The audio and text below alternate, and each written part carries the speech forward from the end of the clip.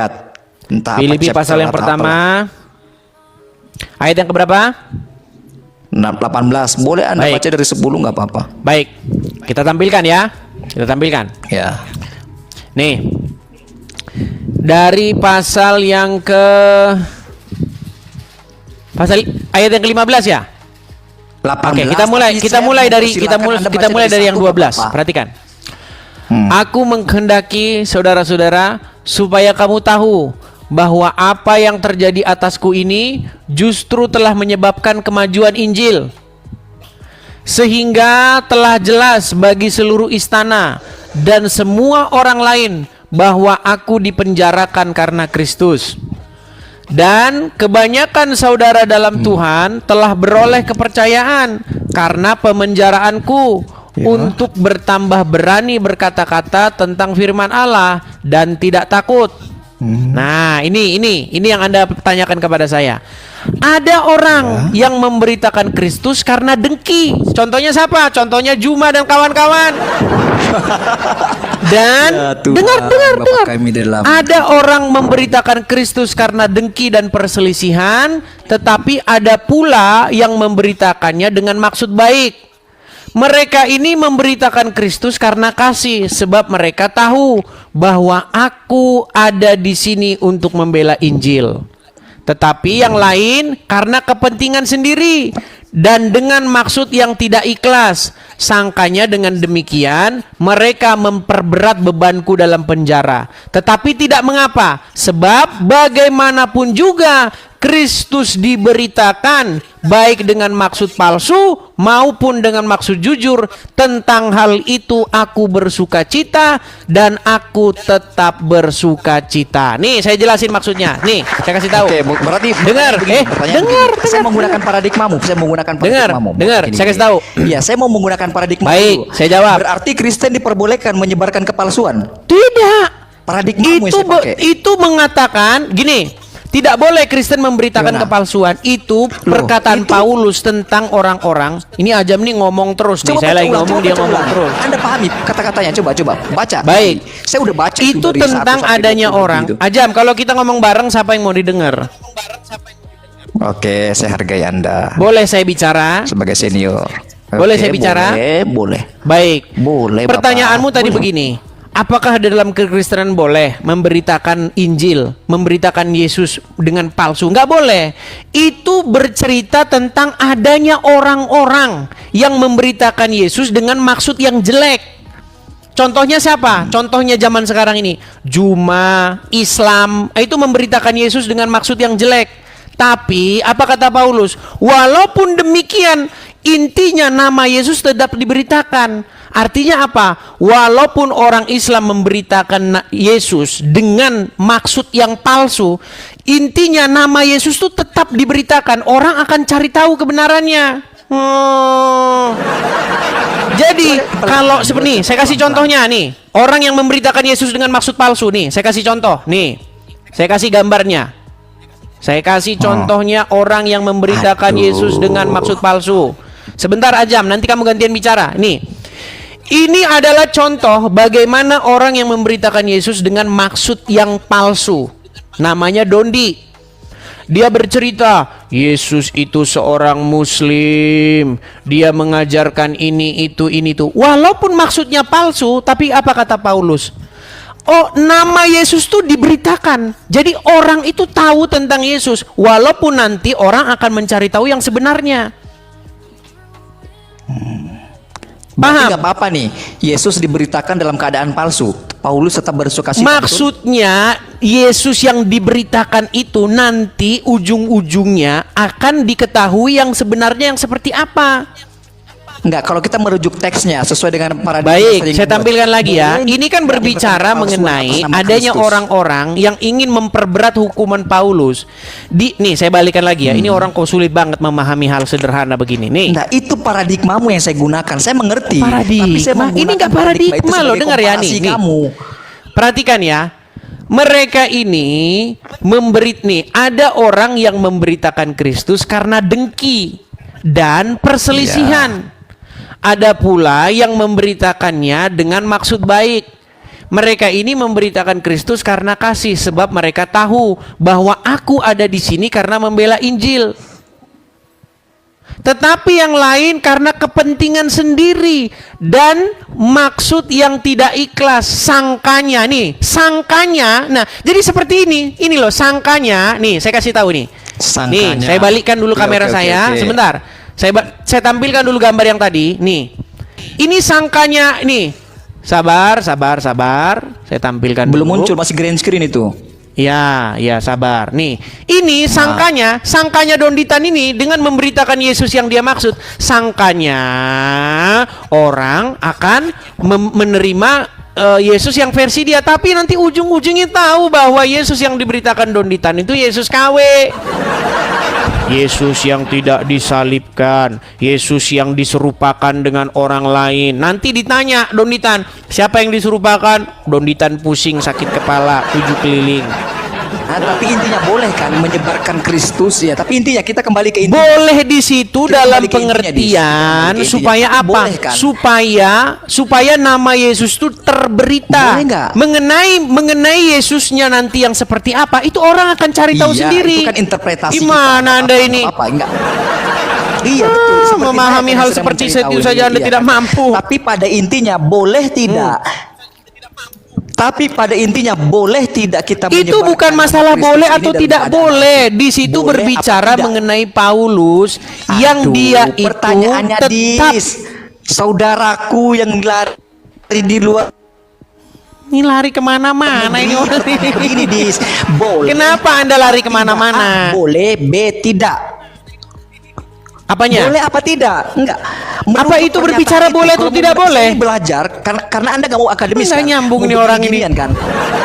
Pertanyaannya A boleh, B Itu tidak. bukan bicara boleh atau tidak boleh, Peang. Itu Boleh bicara atau bagaimana tidak Paulus menyebarkan nama membiarkan Kristus dengan saja. keadaan palsu? Ini gimana sih ini orang nih? Aduh, itu menurut Paulus Nih loh, boleh. saya loh. balikan Paulus ya. bersuka Saya cita. balikan. Ini bukan Tidak, bicara Paulus boleh boleh. atau nggak Baca boleh, pelan-pelan. Peang. Baiklah, tidak mengapa. Kristus Iya, maksudnya tidak mengapa, bukan berarti boleh atau tidak boleh. Nih loh. Nih. Ini bukan bicara boleh atau nggak boleh. Iya, sudah tahu, Tetapi sudah tidak tahu. mengapa. Makanya saya bilang nggak Tidak apa-apa. mengapa, Donditan kan? nggak apa-apa beritakan begitu. Yang penting dia nanti jadi karena pemberitaan dia itu orang jadi penasaran. Siapa sosok Yesus? Akhirnya orang mencari tahu. nggak apa-apa kan? Itu. Ini bukan bicara boleh atau nggak boleh. Berarti nggak Gimana? apa-apa kan? Kristus ini disebarkan Lu nggak dalam apa-apa. keadaan palsu, nggak apa-apa kan? Orang Muslim yang Nggak beritakan nggak apa-apa. masalah. Makanya di sini muncul bantahannya. Boleh menyebarkan Gimana? kepalsuan, nggak apa-apa kan? Nggak apa-apa kan menyebarkan Kristus dalam kepalsuan. Jadi ketika ada Muslim yang memberitakan Yesus, walaupun mereka Nggak apa-apa kan, memberitakan tapi dengan pada maksud intinya, palsu, boleh nggak menyebarkan memberitakan kepalsuan? dengan maksud yang jelek, nggak masalah, Nggak apa-apa, nggak kan? masalah. Kita jawab saja. Demi Justru di Kristus, situ boleh nggak? nama Yesus tetap diberitakan, walaupun nanti akhirnya kita tahu mana kena mana paradigma berita tentang sendiri Yesus dong, yang kan? benar. Gimana? Udah, sudah puas? Gimana? Kurang lagi? Masih macet? Iya, tapi pada Suaramu intinya saja nggak delay. Udah apa-apa. kau di bawah saja. Kristus Kau bagusin diberitakan dulu dalam sinyalmu sana. Sakit kepala ngomong sama kamu. Sinyal dia tuh delay teman-teman. Makanya dia macet-macet itu. Kalau kita ngomong, dia dengarnya 3 detik lagi, nge-lag dia. Makanya agak sedikit mumet ngomong sama dia itu. Sinyalnya bagusin dulu aja. Nanti kalau sinyalmu bagus, kamu naik ke sini. Jadi itu berita tentang, itu bukan boleh atau tidak boleh. Itu bercerita bagaimana ada orang-orang seperti orang-orang Islam nih. Ini contohnya ya nih. Nih ya, saya kasih contoh nih. Nih ya. Ini saya kasih contoh bagaimana orang memberitakan Yesus dengan maksud palsu. Saya kasih contoh. Nih. Nih. Nih. Ini Muslim nih. Dia memberitakan Yesus juga ini. Nah, terhadap orang-orang seperti ini itu sudah ada contohnya dari zaman dulu, itu udah ada. Ya. Apakah Kristen boleh memberitakan Yesus palsu? Enggak boleh. Tetapi ada orang lain yang memberitakan Yesus dengan maksud palsu. Dan apa kata Rasul Paulus? Biarkan saja. Di situ kita tetap bersyukur, nama Yesus tetap diberitakan, walaupun mereka memberitakannya dengan maksud palsu. Nanti pada akhirnya seiring berjalannya waktu, orang akan tahu nanti bahwa yang diberitakan dia Yesus palsu. Contohnya apa? Contohnya saya datang ke sini mengasih tahu bahwa Yesus yang dipromosikan oleh orang-orang Islam, Yesus yang Islam, yang nyembah Allah, itu Yesus KW.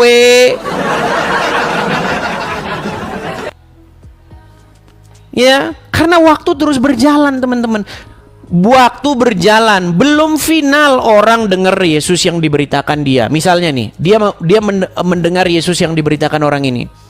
Ya kan? Taruhlah akhirnya karena pemberitaan Yesus palsu ini orang jadi mualaf. Itu kan baru perjalanan, teman-teman.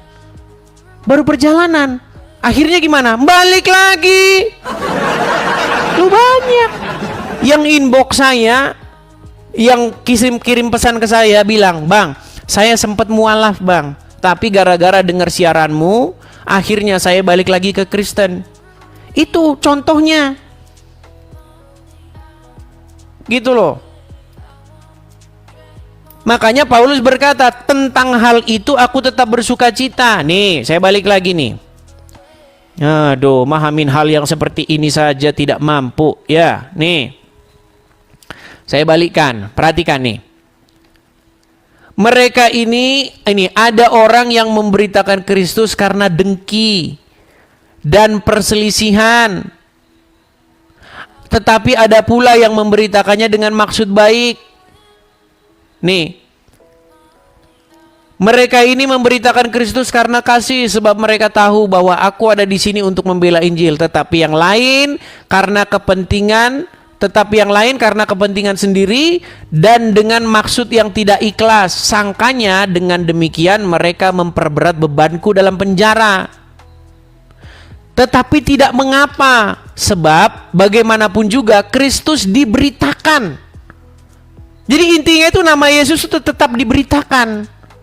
Gitu loh. Nanti ujung-ujungnya orang akan tahu mana yang benar, gitu loh. Makanya muncullah para apologet seperti saya dan teman-teman yang lain. Karena sekarang banyak orang memberitakan Yesus dengan maksud palsu. Contohnya Juma dan kawan-kawan, Somat, ya kan, Dondi dan kawan-kawan itu. Makanya kita muncul nih. Akhirnya apa? Nama Yesus diberitakan nggak? Iya, akhirnya nama Yesus diberitakan. Tetapi tidak mengapa, sebab bagaimanapun juga Kristus diberitakan. Nah, kita memberitakan Yesus yang sesungguhnya, walaupun mereka memberitakan Yesus yang palsu. Nah, kita bantah mereka. Gitu loh. Memahami hal sederhana di sini, sederhana seperti ini saja kalian tidak mampu. Sungguh kalian nekat yang nyata. Ayo silakan muslim yang lain. Bukan di situ Kristen disuruh memberitakan Yesus yang palsu.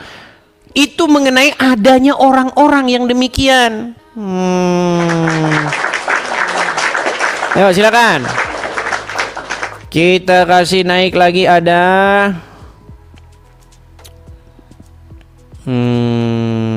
Sebentar ya, sabar ya teman-teman ya.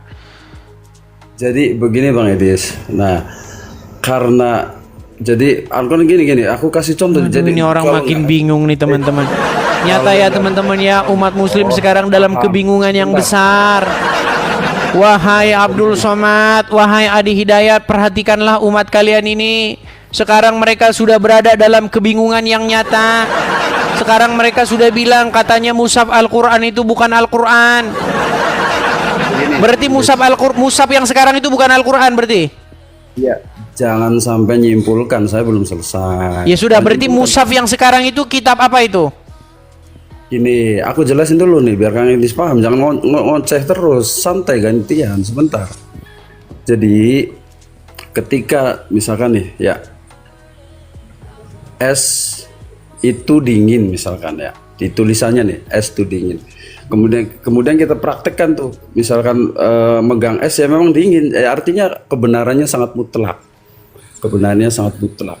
Jadi intinya, nah kalau yang tadi tertulis itu, yaitu yang disampaikan itu, diucapkan, tapi tidak ini seperti itu, Bang Edis. Berarti mushaf Al-Quran itu Al-Quran bukan?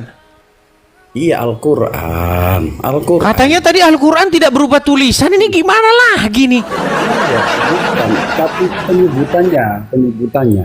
penyebutannya mushaf. Oh, berarti ini oke, mantap ini. Saya setuju teman-teman. Ya, Jadi orang ini teman-teman punya pikiran sejalan dengan pikirannya Sumanto Al-Qurtubi yang menulis buku Lubang Hitam Agama. Ayat Al-Quran yang berjumlah 666 ayat itu, dia itu jadi turunnya itu secara berangsur. Jadi turunnya berangsur menyesuaikan. Bang, fokus dulu. Ada nggak omongan Umar jadi ayat Al-Quran?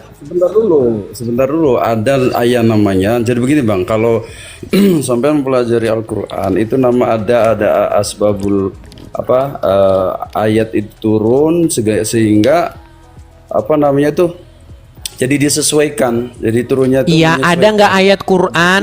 Ada nggak omongan Umar jadi ayat Quran? Sebentar dulu. Jadi turunnya ayat itu menyesuaikan dengan kebutuhan pada saat itu. Jadi nggak turun. Kalau Muhammad kira-kira butuh sebentar. Kalau Muhammad kira-kira perlu wanita-wanita menyerahkan diri jadi ayat ya? Sebentar dulu kan. Loh. Misalnya gini sebentar, gini. Dilihat Muhammad banyak wanita-wanita. Berarti sesuai dengan keinginan Muhammad jadi ayat Quran, betul? Bang Edis nih terlalu ini nih. Loh, nggak percaya, ini Aisyah yang ngomong. Oh, mau saya tunjukkan lagi dia teman-teman. Ini banyak umat muslim yang tidak tahu ini teman-teman ya. Iya.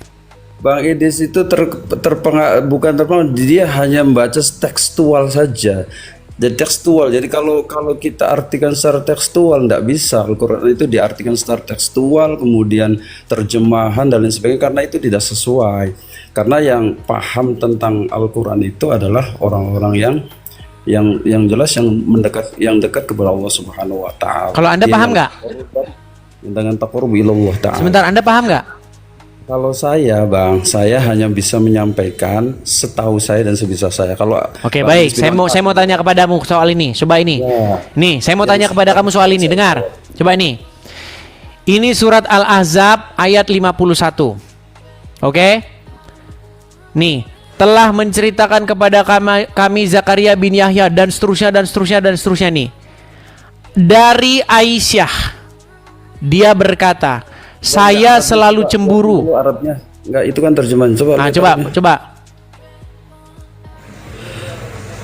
Kalau hadasana itu apa tuh? Coba digedein. Ini surat Al-Ahzab ayat 51.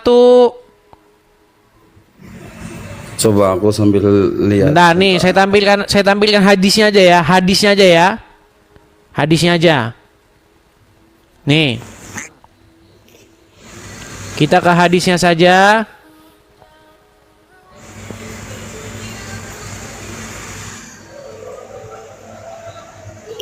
Artinya Bang Edis, jadi nggak bisa tekstual Bang Edis. Kalau menerjemahkan, mengartikan, menafsirkan Al-Quran itu nggak tekstual, nggak bisa secara tekstual. Nggak tekstual. Ada hanya salah. Oke, nggak masalah Selama ya. ini kan Bang Edis kan tekstual, jadi menggiring opini kebanyakan umat Islam untuk digiring mereka yang nggak paham. Oke, coba Bang, Anda baca ya. Anda bacalah ini. Ini nggak fair namanya. Sebentar nih, Anda baca nih. Ini Allah menghalalkan semua wanita bagi Nabi. Yuk. Nah, itu sebentar. Aku pengen Coba nih baca aja. Baca yuk. Hadasana yuk. Iya, kalau itu hadis tuh hadasana itu hadis semua. Oke, itu. ini terjemahannya bener nggak? Saya lebih ke ini saja. Enggak, sebentar Bang, ini terjemahannya bener atau salah? Enggak, saya enggak mau komentari ini yang Gelagapan, kenapa Anda ketakutan gitu Bang? Bukan Al-Quran aja tadi, jangan ini. Loh, ini kan perkataan Aisyah yang tertulis di dalam hadis. Sebentar Bang Edis, tahu nggak hadis itu tertulis segitu tuh, paham nggak hadis tuh banyak tuh, ada dhaif, ada hasan, ada. Ini hadisnya Sahih Bukhari 4414. Sahih Bukhari itu namanya nama kitabnya, Bang. Jadi Udah tidur di bawah sana.